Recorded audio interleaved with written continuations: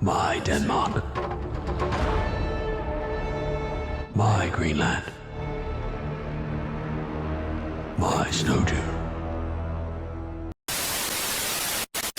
Now, if you haven't heard, Donald Trump, the Donald, everyone's favourite Simpsons time traveller, has reclaimed the title of God Emperor of the United States. And in his final address to the nation, the reanimated corpse of Joe Biden did his best to emulate a president people actually remember, Dwight Eisenhower, who used his farewell address to issue an eerie warning about the growing influence of America's military-industrial complex. This time round, Biden used his to warn against what he called the tech-industrial complex, a coalition of forces that he said is turning the United States into an oligarchy. And just a few days later, we were treated to Donald Trump's inauguration, the seating arrangements of which have definitely raised some eyebrows. Sat in the front row, just behind the royal house of Trump, were Elon Musk, Jeff Bezos, Mark Zuckerberg, and some other rich people. These guys command a collective net worth of $911 billion and were handed better seats than the incoming cabinet. So is Biden right? Is the US staring down the barrel of a new tech-industrial oligarchy? Now, fans of the channel will know that there's only one way to start answering such a question. Say it with me, by laying out our definitions.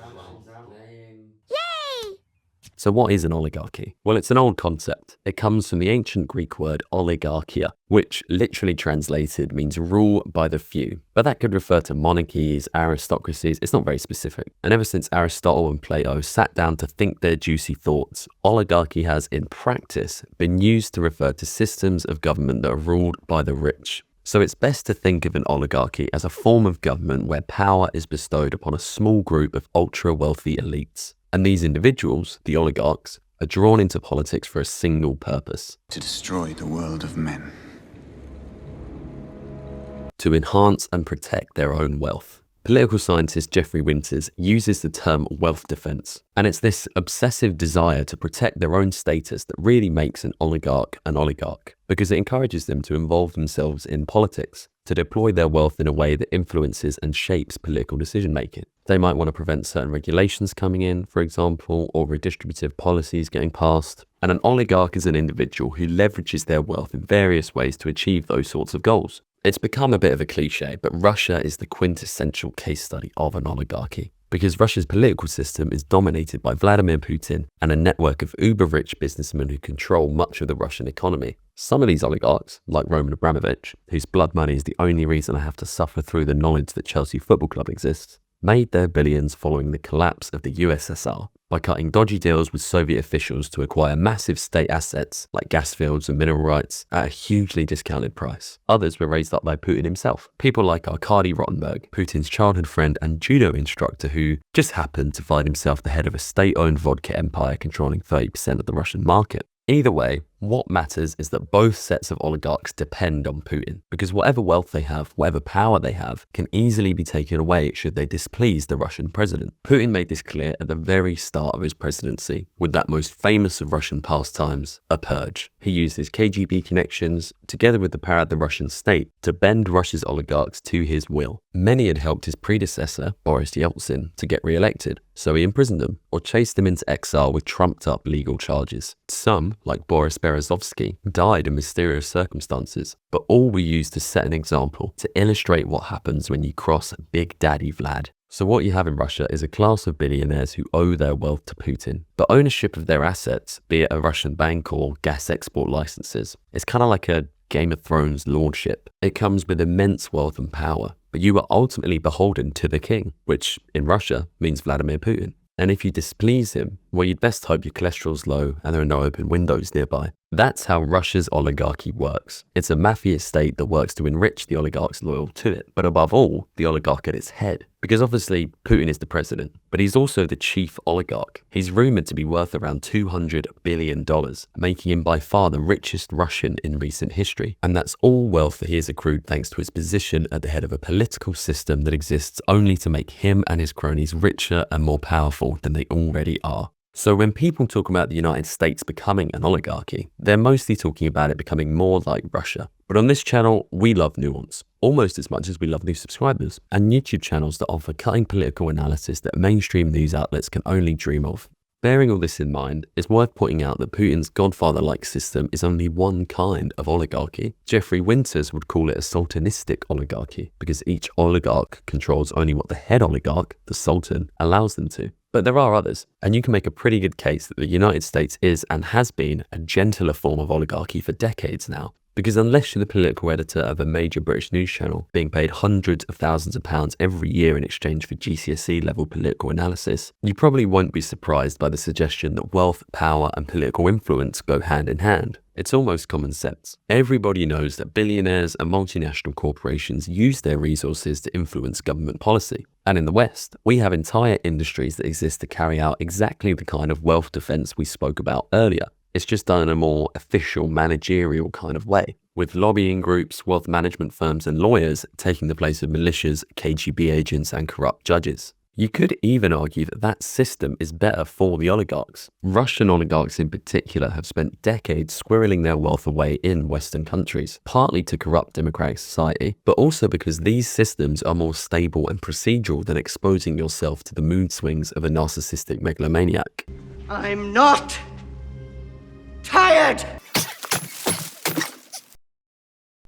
In America, the influence of money is actually built directly into this system of government. Not many people know this, but the US has actually had two constitutions. And the second, the one that's selectively fetishized by right-wing Americans, was organized by wealthy people who believed that there was an excess of democracy in the United States, largely because of a credit crisis that was, at the time, affecting rich lenders more than it was poor loanees. So these guys all got together to set up a new system of government, creating the Supreme Court and the Senate, a pyramid of power that exists not only to check the power of the government, but that of the people. And all of this, incidentally, highlights the hypocrisy of liberal politicians like Joe Biden, who are only now decrying the threat of oligarchy that genuine progressives like Bernie Sanders have been talking about for the last 40 years, largely because they've been complicit in what our guy Jeffrey refers to as a civil oligarchy. Is that a joke?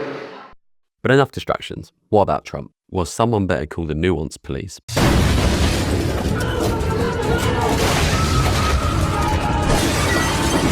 Because the question is really whether Trump is going to move America from the kind of civil oligarchy that defines most of the world's democracies to a more authoritarian, personalized form of oligarchy along the lines of a Russia or a Hungary, with Trump himself as an authoritarian godfather who uses the executive power of the presidency to enrich and empower himself, his family, and his loyal oligarchs. We're not there yet, though to be fair, Trump's only been in office a few days. But there are several reasons to be worried. The first is that Trump himself is an oligarch, by which I mean he is interested first and foremost in advancing his own wealth and power, and using the presidency to do so. The guy literally used his presidential inauguration to market a meme coin to his supporters, and in his first term handed high-level government jobs to completely unqualified members of his family. He's now openly threatening Denmark, a long-time ally and NATO member, with economic war if they don't hand Greenland over to the United States. And, of course, whatever oligarch he chooses to benefit from the mineral wealth and territory of a country that will largely be safe from the worst effects of climate change. It's blatantly obvious that Trump is in politics for the money, the fame, and the power, hence all of the bullshit merch. But beyond that, Trump has deep and historic links to the business of oligarchy in the United States. One of the reasons foreign oligarchs keep so much of their wealth in Western property is that you often don't have to disclose your identity to buy said property, which means you can hide your wealth from the authorities and cut dodgy deals with businessmen and politicians who are happy doing business with sanctioned war criminals and other unsavory characters. Trump is one of these businessmen. 20% of condos in Trump-owned and branded buildings are owned anonymously. Obviously, not all of those will be Putinistas and mob bosses, but at least 13 people with alleged links to the Russian mafia are known to have done business in these properties. And on several occasions, Trump has been represented by Mark Kalsowitz, an American lawyer who has also represented state-owned Russian banks, Ukrainian oligarchs,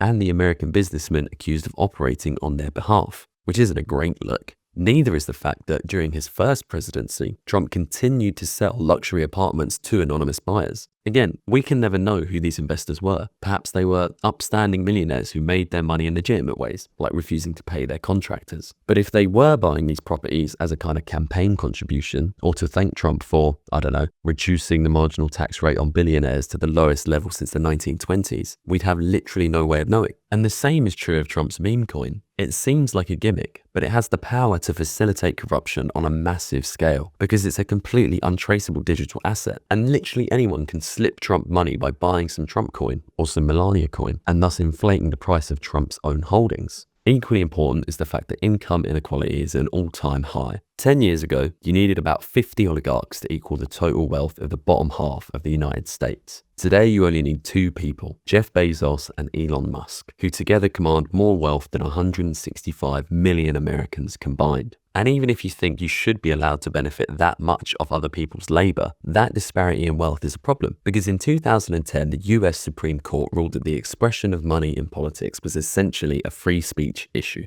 meaning that under US law, there can be no limit on how you deploy your money politically. That massively increased the potential for American oligarchs to influence American politics, because it freed them from the restraints that had, until then, at least been trying to check their power. If there was such a limit, Elon Musk, the first person to be officially diagnosed with fascism, probably wouldn't have been allowed to spend upwards of $250 million getting Trump elected, on top of the $40 billion or so he spent to turn Twitter into the propaganda arm of the MAGA state. But there is no limit, which, together with rapidly accelerating wealth inequality, means that power and influence are being concentrated in the hands of ever fewer people. So much so that today, any would-be American oligarchy needs only to secure the loyalty of a few multi-billionaires to reach critical mass, and arguably wield more influence than the rest of America combined.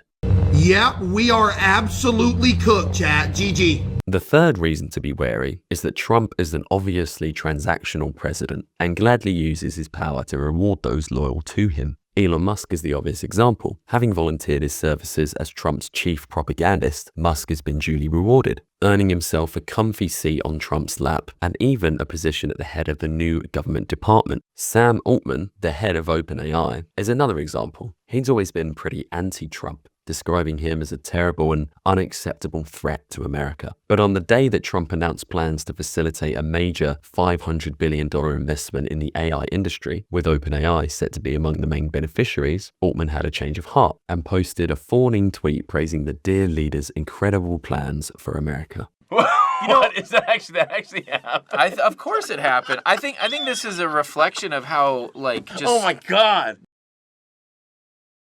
So if you're a business person or an influential voice and you get in line behind Trump, you can be pretty sure that you'll be rewarded. But power can swing both ways, and like any good authoritarian, Trump not only uses the power of the state to reward his friends, he also uses it to threaten his enemies. This has been a key feature of Trump 2 thus far. Besides pardoning the January 6th insurrectionists, rioters who literally broke into the seat of the US government to execute Mike Pence, he's also cancelled security for former government officials he's fallen out with. People like John Bolton and Mark Milley, who we know are under a real threat of assassination, have had their state protection cancelled, all because they dared to criticize the Donald in public, which is classic Trump. He has made more direct threats. He said that General Mark Milley, chairman of the Joint Chiefs of Staff during his first presidency, should be put to death, for example. But generally, he doesn't directly threaten violence, and instead signals an obvious willingness to allow violence against his political opponents, which, when you're the head of an insane political cult and you spend all day tweeting about how evil these people are, can be incredibly dangerous, and therefore useful when you want to silence your opposition. But it's not only indoctrinated cultists who dismiss fears of an oligarchic tech-industrial complex. The Economist, for example, recently published a piece downplaying the risk of an American oligarchy. Lenin would be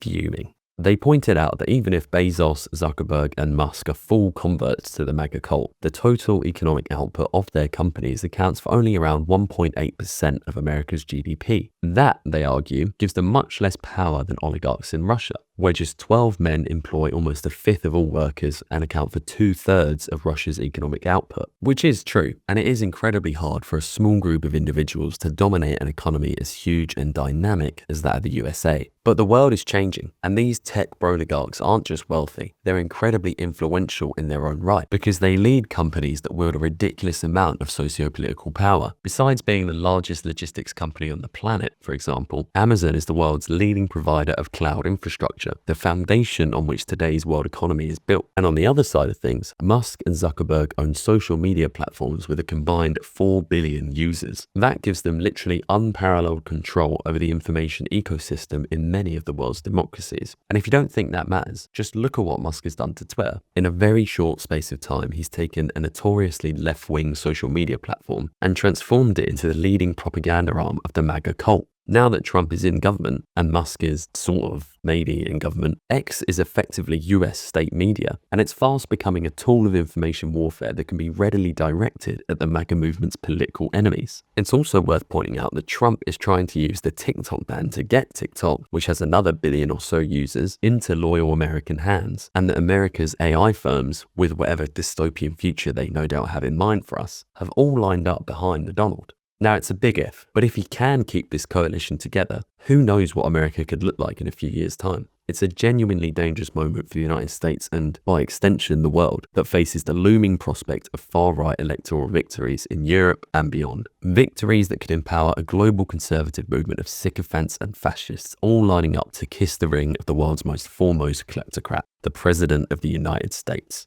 Thanks for watching. Sadly, I don't have a billionaire sugar daddy, so make sure you support the channel by subscribing, liking the video, and dropping the name of your favorite oligarchs in the comments below. In other news, I now have my first Patreon subscriber, so shout out to Jonathan, but I'm in desperate need of a second. So if you've got money to burn and a kind heart, the link to join the party is in the description. Cheers. I need you to go get me the platinum chip. I don't really know what it does, but I just know that you need to go get it. And then hopefully we can go to Hoover Dam together. I'll take you and get you a hot dog.